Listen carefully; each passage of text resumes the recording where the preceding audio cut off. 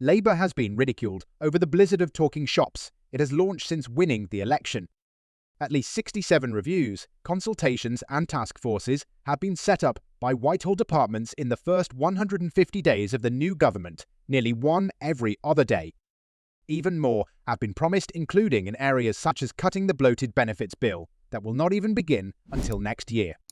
It has prompted claims that ministers are putting off taking urgent action to fix public services and improve the economy.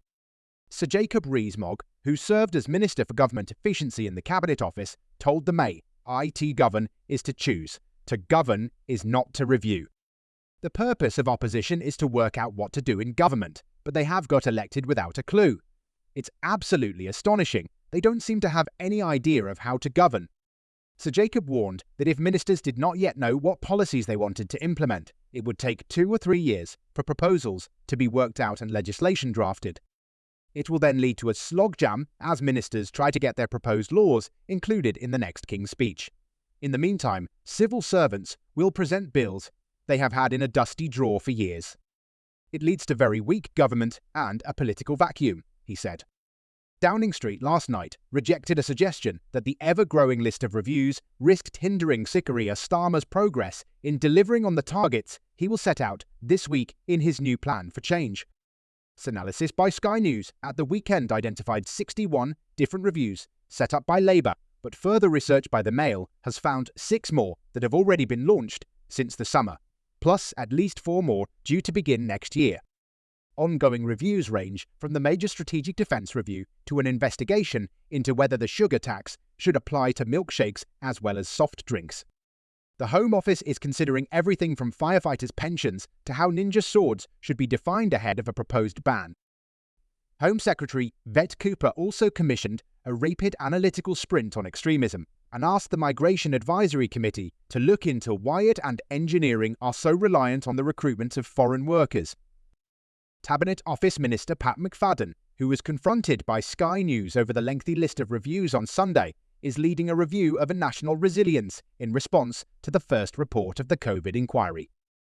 Last week, the Department for Business and Trade committed to a fast-track consultation of the zero-emission vehicle mandate, which sets out electric car sales targets and is also in the early planning stage of a review of parental leave as part of Labour's workers' rights bonanza. The Department for Environment, Food and Rural Affairs is already reviewing the water sector, but will also launch a consultation in the new year to review the current funding formula for flood and coastal defences. Meanwhile, the Department for Work and Pensions has committed to a review of universal credit, which has not yet been launched. It published a white paper on getting people back to work last week, but put off reform to the benefits system until a green paper next year, along with a review of getting jobs for more disabled people. John O'Connell, Chief Executive of the Taxpayers Alliance, said taxpayers will be reeling from the number of reviews Labour have launched since entering government. The Prime Minister promised change during the election, but this simply proves that it is business as usual in Whitehall, where talk trumps action. Instead of providing busy work for bureaucrats, the government should concentrate on the priorities of the British people. The spokesman for Reform UK added, "We are a matter of months into this new parliamentary term, and this failing government appears to be doing more reviews than actual policy making." After freezing pensioners, hiking taxes and risking the future of British farming, Labour clearly have no positive ideas to save Britain. But asked if the blizzard of reviews risked hindering the delivery of Sir Keir Starmer's new milestones, the Prime Minister's spokesman sighed, "No, the government has been completely focused on delivery since it got elected. It has already made significant progress.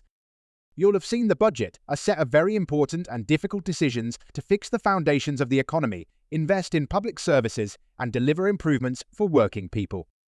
We've seen progress against the first steps, whether it's the budget providing the largest NHS funding settlement since 2010 to deliver the additional 40,000 extra elective appointments a week, setting up Great British Energy in Aberdeen, establishing the new Border Security Command. So the government is focused on delivery. It's focused on the specific, pragmatic solutions that will deliver real improvement to the lives of people across the country.